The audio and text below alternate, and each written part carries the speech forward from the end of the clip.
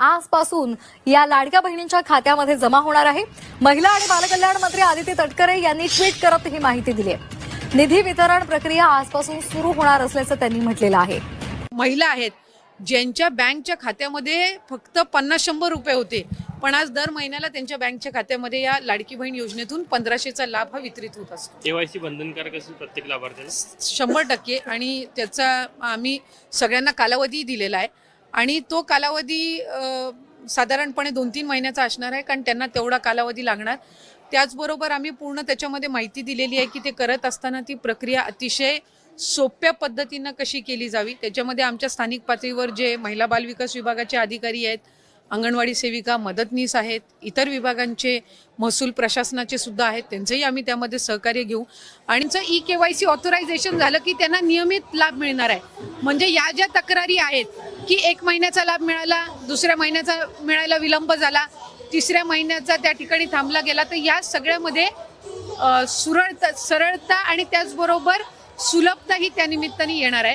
त्याच्यामुळे या 2-3 महिन्याच्या कालावधीमध्ये जे लाभार्थी आहेत त्यांनी ई-केवायसी करून घेणं आहे आणि याच्यातून त्यांना फक्त लाडकी बहीण योजनाच नाही तर शासनाच्या वेगवेगळ्या ज्या योजना आहेत ह्याचा सुद्धा पुढच्या कालावधीमध्ये लाभ होण्याच्या दृष्टिकोनातून हे महत्त्वपूर्ण केल्या होत्या। ई-केवायसी साधारणपणे महा-डीबीटी पोर्टलवर ज्या ज्या काही स्कीम्स राबवल्या जातात त्या सगळ्यांना ई-केवायसी ही प्रक्रिया फॉलो केली जात असते।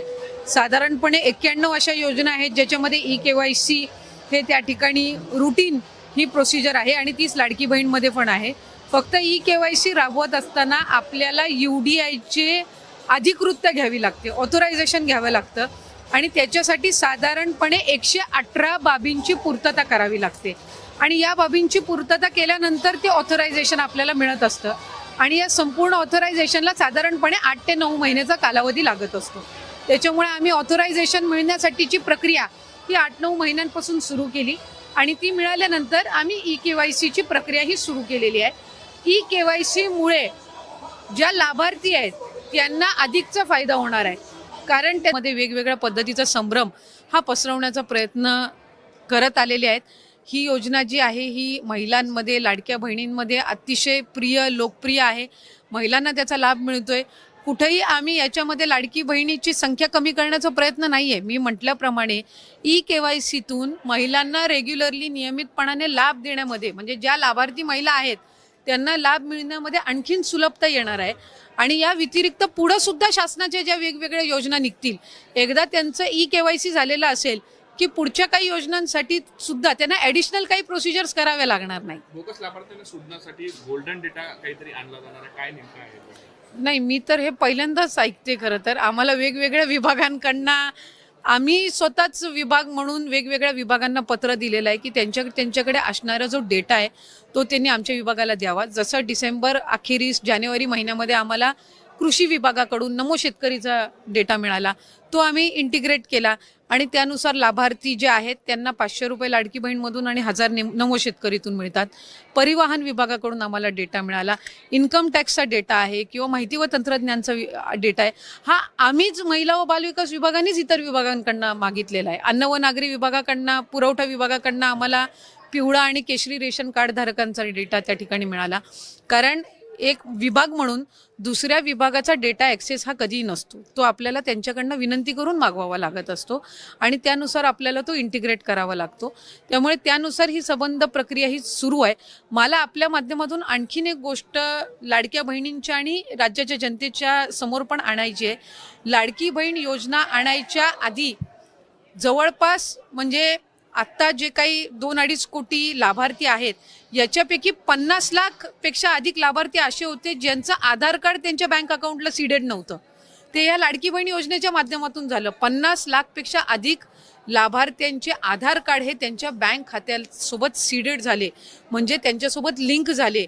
याचा अर्थ असा की त्या ज्या महिला बऱ्याचशा वेळेला आधीच्या योजनांपासून वंचित राहिल्या असतील किंवा त्यांचं अकाउंटच त्या ठिकाणी बँकेचं नसेल, ते याच्यातून त्या ठिकाणी या योजनेतून तयार झालं। अशा बऱ्याचशा योजना मी आपल्या माध्यमातून सर्वच लाडक्या बहिणींना आश्वासित करते की महायुतीचे सरकार आदरणीय मुख्यमंत्री देवेंद्र फडणवीस साहेब, उपमुख्यमंत्री एकनाथ शिंदे साहेब आणि दादांच्या नेतृत्वाखाली लाडकी बहीण योजना अशाच पद्धतीनं सुरू राहणार.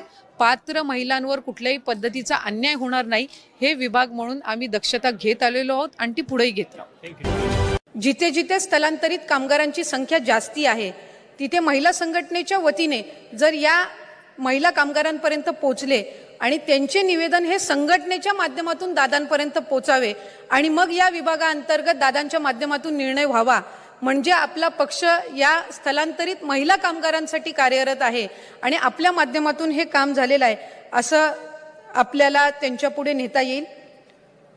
सार्वजनिक ठिकाणी शौचालय आणि आरोग्याच्या संबंधितल्या काही सूचना आलेल्या आहेत.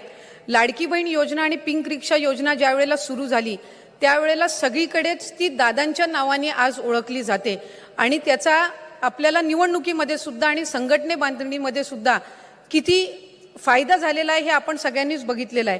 पण त्याचबरोबर सार्वजनिक ठिकाणी महिलांसाठी शौचालय असणं ही सुद्धा तितकीच ज्वलंत बाब आहे आणि एक लोकप्रतिनिधी म्हणून किंवा महिला पदाधिकारी म्हणून साधारणपणे आपल्याला प्रत्येकालाच त्या एका अडचणीचा जवळून अनुभव आहे. ही जी